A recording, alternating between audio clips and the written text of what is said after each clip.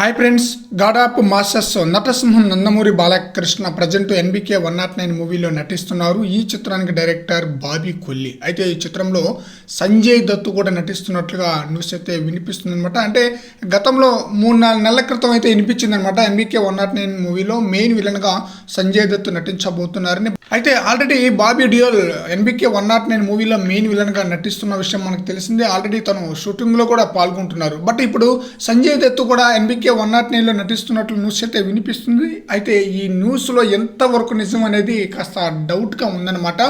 Main విలన్గా బాబీ డియోల్ ఉన్నారు కాబట్టి ఒక కీలకమైన పాత్రలో సంజయ్ దత్ని తీసుకుంటున్నారా ఏంటి అనేది కొంచెం గజిబిజిగా ఉందన్నమాట. అంటే మెయిన్ విలన్గా అంతకుముందు సంజయ్ దత్ని అయితే తీసుకుంటారన్న న్యూస్ అయితే విన్నాం.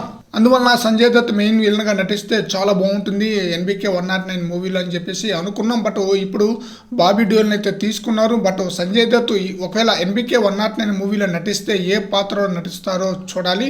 మరి ఈ వార్తలో ఎంతవరకు నిజం ఉందనేది కొన్ని రోజులు అయితే కానీ ఒక క్లారిటీ అయితే రాదనమాట. అయితే ఎన్బికే 109 మూవీలో భారీ తారాగణం అయితే ఉండబోతుందని క్లియర్గా అర్థమైపోతుంది.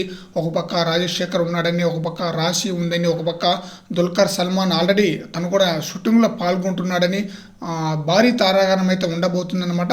సంజయ్ దత్ కూడా రియల్గా ఒకవేళ ఎన్బికే 109 మూవీలో నటిస్తే చాలా బ్రహ్మాండంగా ఉంటుందన్నమాట. మరి చూడాలి ఈ న్యూస్లో ఎంతవరకు నిజం ఉందనేది.